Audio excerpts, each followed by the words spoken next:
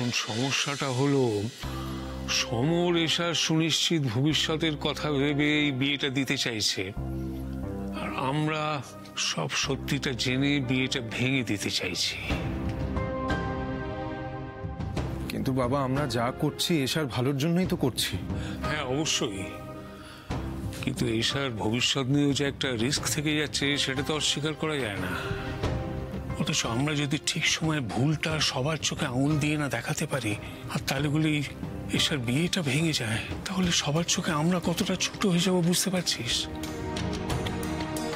আর এসারই বা কি হবে?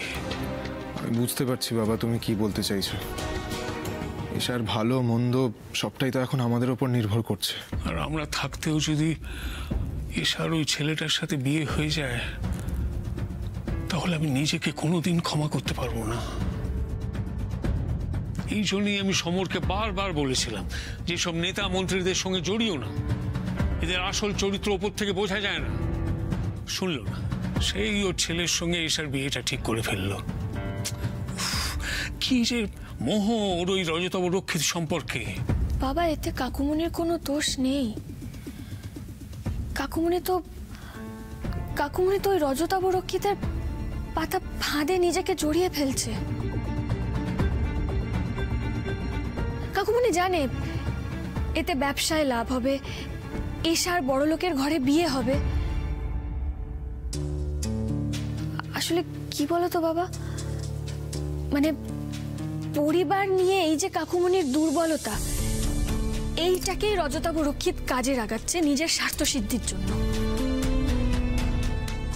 এমন এক ভয়ঙ্কর সাপ এই রজতাভ রক্ষিত কাকুমনিকে ধীরে ধীরে গিলে খাচ্ছে, অথচ কাকুমনি টেরও পাচ্ছে না। সে যাই হোক, এই সব সমস্যা সমাধানের এখন একটাই উপায়, অরুণাভর আসল চেহারাটা সবার সামনে, বিশেষ করে কাকুমনির সামনে তুলে ধরতে হবে। আর এটা আমাদের যে করেই হোক পারতেই হবে। এসার ভবিষ্যতের বাজি ধরে আমরা কিছুতেই হেরে যেতে পারি না।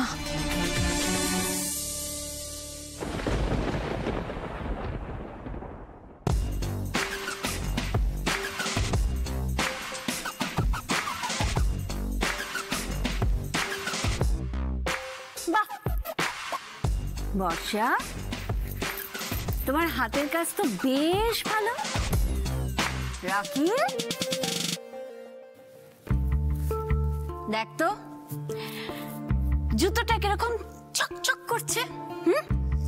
তুই যদি এই কাজটা করতিস তাহলে এত ভালো হতো। কি বর্ষা, আগের জন্মে তুমি এই কাজটাই করতে, তাই না?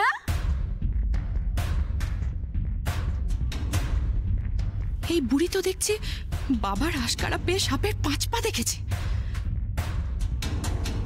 কিছুদিন আগেও আমার সামনে মিউ মিউ করতো। মা, আমার না সত্যি খুব অস্বস্তি লাগছে। বর্ষা তো আফটার অল আমার বৌদি, তো বৌদি হয়ে দেওরে জুতোটা পালিশ করছে, দেখতে কিরকম লাগে, তাই না মা? চুপ কর, বেশি একদম ন্যাকামো করিস না। দেখ, বাড়ির কাজগুলো করা তো ওর দায়িত্ব, তাই না?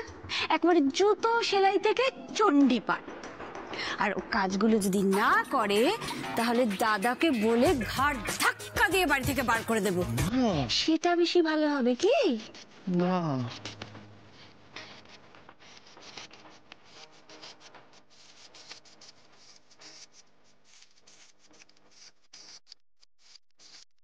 তখন থেকে তো দেখতে একটা পাটিয়ে পালিশ করছো, আরেকটা কে করবে? একটু যে প্রশংসা করলাম অমনি মাথায় চড়ে বসলে। তাড়াতাড়ি করো।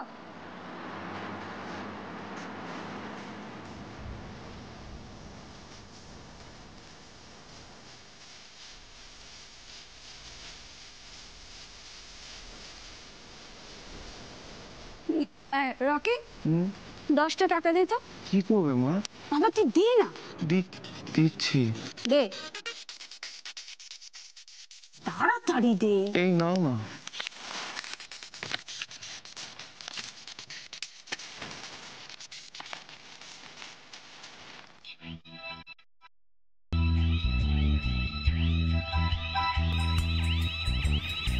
বকশিস না। লজ্জা পাচ্ছ কেন? হ্যাঁ, লজ্জা কর না। ওরে বাবা, লজ্জা করার দরকার নেই। দেখো, রকি যদি এই কাজটা বাইরের কাউকে দিয়ে করাতো তাহলে পয়সাটা তাকে দিতে হতো। আমি তোমার কাজে খুশি হয়ে তোমাকে বকশিস দিলাম। নাও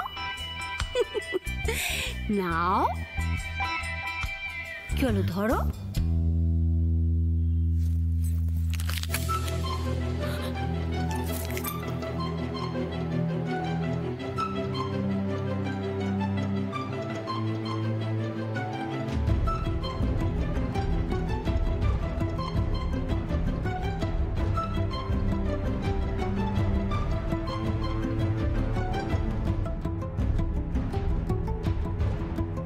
এর জবাব আমি আপনাকে খুব তাড়াতাড়ি ফিরিয়ে দেব পিসি, না হলে আমার নামও বর্ষা নয়।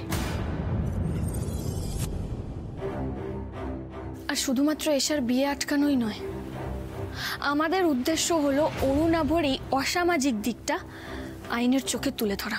একদম। আর অরুণাভর এই কুকর্মের কথা রজতাভ রক্ষিত নিশ্চয়ই জানেন। তোর মুখে ওনার সম্বন্ধে যা শুনলাম তাতে তো লোকটা ওর ছেলের চেয়েও বেশি খারাপ। বিয়েটা আটকে এশাকে হয়তো আমরা বাঁচিয়ে নেব, কিন্তু তার সঙ্গে সঙ্গে এমন ব্যবস্থাও করতে হবে যাতে ভবিষ্যতে এশার মতো আর কারোর জীবন নিয়ে এরা ছিনিমিনি খেলার সাহস না পায়। তুই ঠিক বলেছিস বকুল, একজন সচেতন নাগরিক হিসেবে আমাদের দায়িত্ব এর বিরুদ্ধে রুখে দাঁড়ানো। নিজেদের স্বার্থ সিদ্ধির জন্য যারা মানুষ পর্যন্ত খুন করতে পারে তারা খুব ডেঞ্জারাস বাবা। এদের এদের ক্ষমা করাও অন্যায়। হ্যাঁ, অন্যায়, আর এর প্রতিকারও হওয়া দরকার। কিন্তু এই সব বিপজ্জনক কাজে পুলিশের সাহায্য ছাড়া আমি তোদের কোনোভাবেই জড়াতে দেব না। আমরা বৈদ্য স্যারের সাথে কথা বলেছিলাম। বৈদ্য মানে ইন্সপেক্টর বৈদ্য? কি বললেন উনি? অরুণাভর ওপর অনেকদিন ধরেই নজর আছে, কিন্তু সাক্ষী প্রমাণ কোনোটাই নেই, তাই কোনো স্টেপও নিতে পারছেন না ওনারা। আমরা অরুণাভকে সন্দেহ করছি ঠিকই, কিন্তু আমাদের কাছে তো কোনো প্রমাণ নেই। পুলিশকে যদি আমরা জানাই, পুলিশ তো অফিসিয়াল ভাবে মুভ করতে পারবে না। আর তার উপর অরুণাভ হচ্ছে মন্ত্রীর ছেলে, কোনো প্রমাণ ছাড়া ওকে ধরা তো দূরের কথা, ওকে ছোঁয়াও যাবে না বাবা।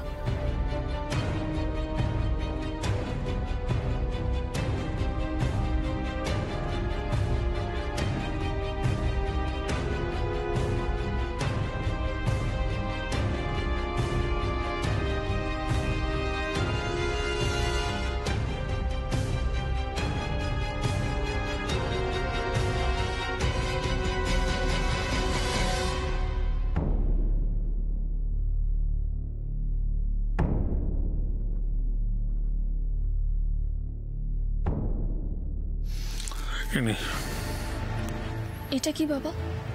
এই সুব্রত বাবু হচ্ছেন এক্স পুলিশ অফিসার, আমার খুব বন্ধুস্থানীয় আর কি। সুব্রত বাবু? বাবা, এনার কথা তো তোমার মুখে এর আগে শুনিনি কোনোদিনও। না, তোদের সেইভাবে বলা হয়নি।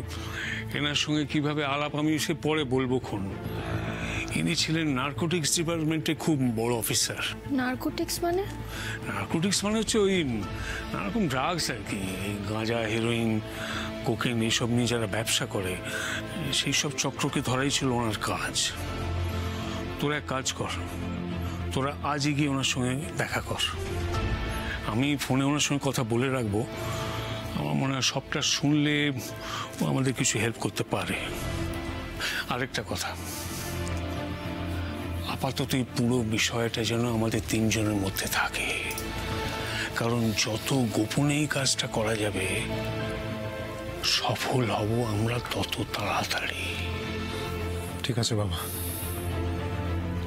এখন শুধু সঠিক প্রমাণ সহ অরুণাভকে পুলিশের হাতে তুলে দেওয়া, আর সেটা যদি বিয়ের আসরেও করতে হয় তাই করব।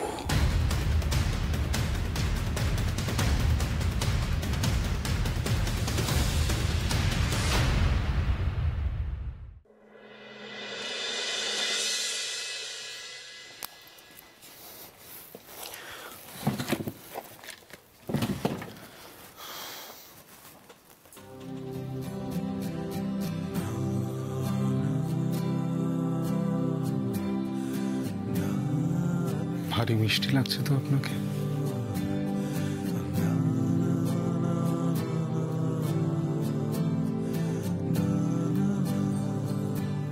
এই শাড়িটাতে খুব মানিয়েছে।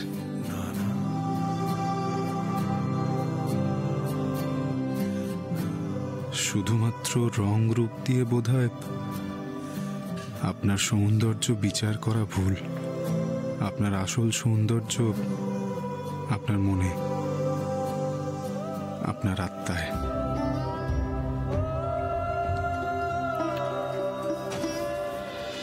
আপনি এরকম রোবটের মতো হাঁ করে দাঁড়িয়ে আছেন কেন বলুন তো?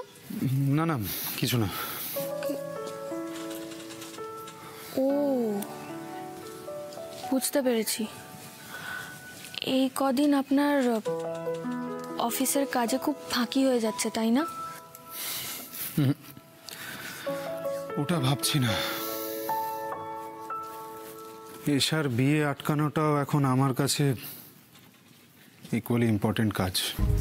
তাহলে তাড়াতাড়ি চলুন, বেরোই। আমার তো মনে হয় এতক্ষণে বাবা সুব্রত বাবুকে ফোন করে সবটা বলেও দিয়েছেন। আমাদের আবার না ওখানে পৌঁছতে দেরি হয়ে যায়। ডোন্ট ওয়ারি, একটু আগে আমার সুব্রত বাবুর সাথে কথা হয়েছে। উনি বলেছেন 8 ঘন্টার মধ্যে পৌঁছে যেতে। কোথায়? শতাব্দী পার্ক। শতাব্দী পার্ক?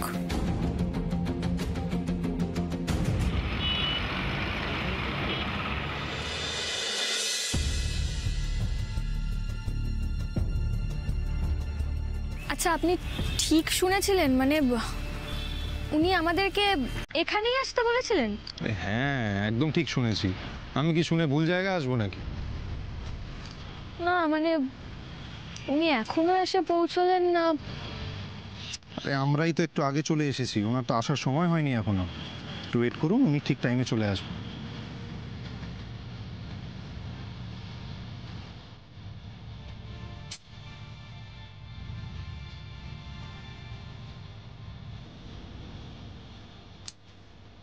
সব ব্যাপারে, বিশেষ করে কারোর ভালোর জন্য কিছু করার থাকলে আপনার ডেডিকেশন দেখে না আমি জাস্ট অবাক হয়ে যাই। এই বিয়ের ডেটটা এগিয়ে যাওয়ায় এশার মধ্যে যে কি চলছে আমি বুঝতে পারছি। আমার এত খারাপ লাগছে না মেয়েটার জন্যে। স্বাভাবিক খারাপ লাগাটা। আর দীপদাও তো বোধহয় এখনো ডেটের ব্যাপারে কিছু জানে না।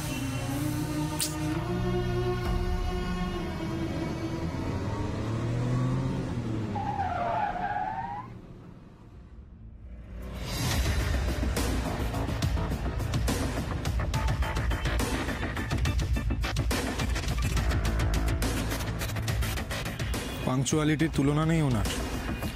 একদম কারেক্ট টাইমে এসছেন।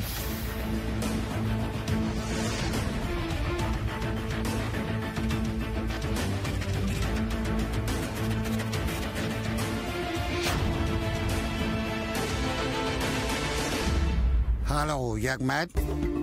Hello sir, nice to meet you. Hello, brave girl. তোমার ফাদার ইন লর কাছে প্রচুর প্রশংসা শুনেছি তোমার। স্যার, আমরা আপনার সাথে কেন দেখা করতে এসেছি বাবা কিছু বলেছেন? হ্যাঁ, আমাকে ফোন করেছিল শেখর। তবে ঠিক এই মুহূর্তে আমি তোমাদের কতটা কাজে লাগতে পারবো জানি না, কারণ বছর দুয়েক হলো রিটায়ার করেছি। তাই কতটা অ্যাক্টিভভাবে তোমাদের সঙ্গে থাকতে পারবো বলতে পারছি না। আগে হলে এসব ব্যাপারে তোমাদের মাথায় ঘামাতে হতো না, আমি একাই সামলে নিতাম। But the time has changed. তবে আমি তোমাদের কিছু ইনফরমেশন দিতে পারি। গত 2-2.5 বছর ধরে কলকাতার আশেপাশের অঞ্চলে এই ডার্ক পেডলারদের অ্যাক্টিভিটি একটু বেড়ে গেছে। And both of you are right. নেতামন্ত্রীদের আশকারা না পেলে এই চক্রগুলো এরকম রমরমিয়ে ব্যবসা করতে পারতো না। রজতাভ রক্ষিত, তুমি শুধু আমার বাবাকেই মারোনি, আমার জন্মস্থানকে নোংরা করেছো। আমি কিছু কিছু ডার্ক পেডলারকে অ্যারেস্ট করেছিলাম, তবে কাউকে কাউকে করতেই পারে। আর হ্যাঁ, আমার সময় যারা এই কাজ করতো তাদের ডিটেলস রিপোর্ট আমি তোমাদের দিতে পারি।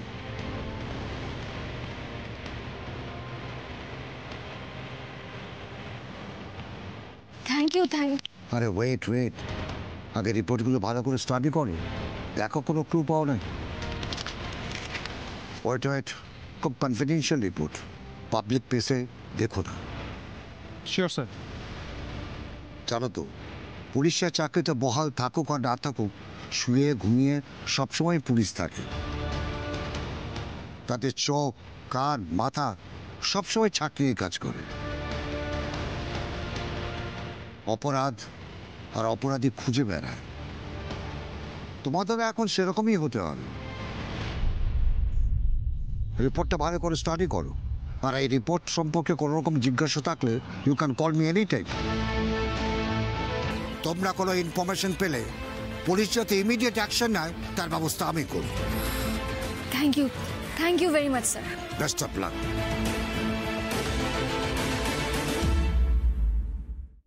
রোশনি, হাতে যে আর একদম বেশি সময় নেই সেটা নিশ্চয়ই বুঝতে পারছিস, ফলে যা অ্যারেঞ্জ করার আজ থেকেই কিন্তু শুরু করে দে। তুমি এত ভাবছো কেন বলো তো কাকুমণি? দেখো না, সব হয়ে যাবে। এই তো মা আর কাকিমণি মিলে একটা লিস্ট বানিয়ে ফেলেছে, আর সেই অনুযায়ী কেনাকাটা সেরে ফেললেই হয়ে গেল। আর বাকি ইভেন্টগুলো যা আছে, মানে কখন কি করতে হবে সেটা আমি দেখছি। এশার বিয়ের জন্য যা প্ল্যান করেছি সব করব। তুমি যা করার করো, কিন্তু একটা কথা মাথায় রেখো যে আমাদের কিন্তু এখন শুধু বিয়েটাকেই প্রাধান্য দিতে হবে। বাকি জাঁকজমক একটু কম হলেও কিচ্ছু যাবে আসবে না। একজন অসুস্থ মানুষের কথায় তাড়াতাড়ি বিয়েটা দিতে হচ্ছে, কি তাই তো সমর? একদম তাই দাদা।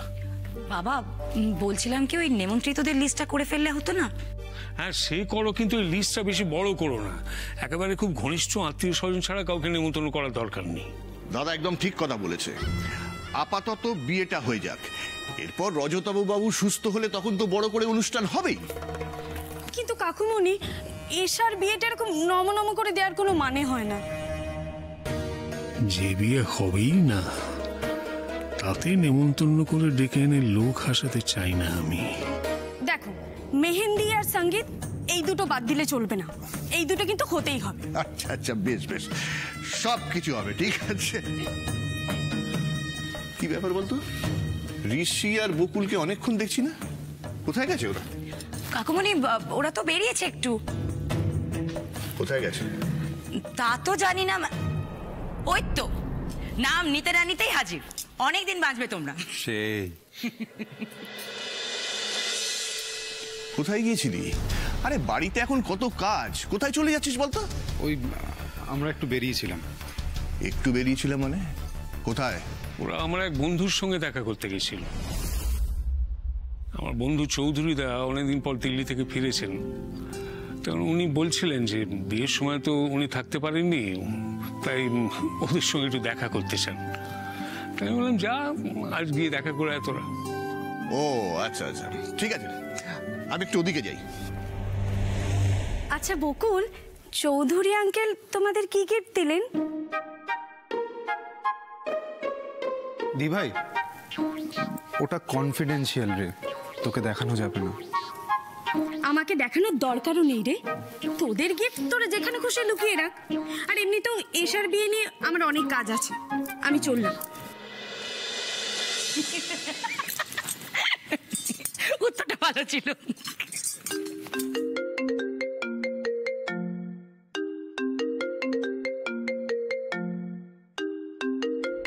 কে?